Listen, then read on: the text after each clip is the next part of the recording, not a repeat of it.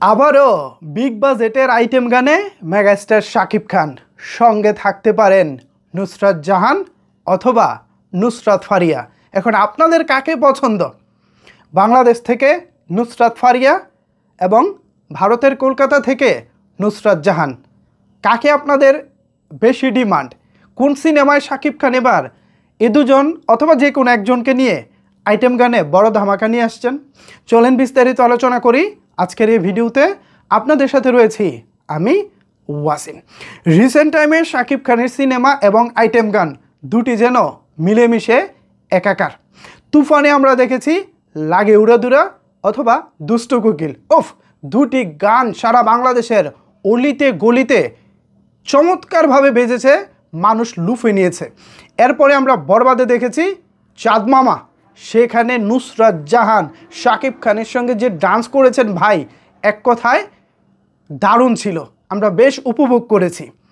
তার ধারাবাহিকতায় আমরা তাণ্ডবে দেখেছি লিচুর বাগানে, সেখানে আইটেম গান না হলেও একটা ফোক গান দিয়ে আইটেম গানের মতো একটা ডান্স নাম্বার ছিল লিচুর বাগানে। সো সেখানে আমরা দেখেছি শাকিব খান সাবিনা নূর দারুণ করেছেন, গানটাও ব্যাপক জনপ্রিয় ছিল। এবার হচ্ছে সোলজার। ইয়েস, শাকিব খানের আপকামিং নতুন সিনেমা সোলজার, যে সিনেমার শুটিংয়ে এখন শাকিব খান ব্যস্ত রয়েছেন। শোনা যাচ্ছে সেই সিনেমায়ও একটি আইটেম গান থাকবে। এখন প্রশ্ন হচ্ছে, এই আইটেম গান কে থাকছে? এই আইটেম গানে পারফর্ম করবে কে? দুজনের নাম অলরেডি উঠে এসেছে। একজন হচ্ছেন বাংলাদেশের নুসরাত ফারিয়া, আরেকজন হচ্ছে কলকাতার নুসরাত জাহান। দুজনের নামই নুসরাত, জাহান আর ফারিয়ার মধ্যে ব্যবধান। এখন নুসরাত জাহানকে কিছুদিন আগে আমরা দেখেছি বরবাদে, চমৎকার ডান্স করেন তিনি। আর নুসরাত ফারিয়াকে আমরা আইটেম গানেও দেখেছি, ব্যক্তিগতভাবেও তিনি বেশ কিছু গান করেছেন, সে গানগুলোতেও তার পারফরমেন্স ছিল দারুণ।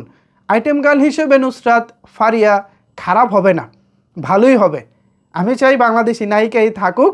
দীর্ঘদিন ধরে নুসরাত ফারিয়া ভালো কোনো কাজ করছেন না, একটি আইটেম গানের মাধ্যমে যদি নতুন করে তাকে আলোচনায় নিয়ে আসা যায়, এটা আমাদের ইন্ডাস্ট্রির জন্য ভালো, বাংলাদেশি ইন্ডাস্ট্রির জন্য ভালো। আর কলকাতা থেকে যদি নুসরাত জাহান হয়, সেটাও মন্দ হয় না। বরবাদে তার গান ভালোই লেগেছে।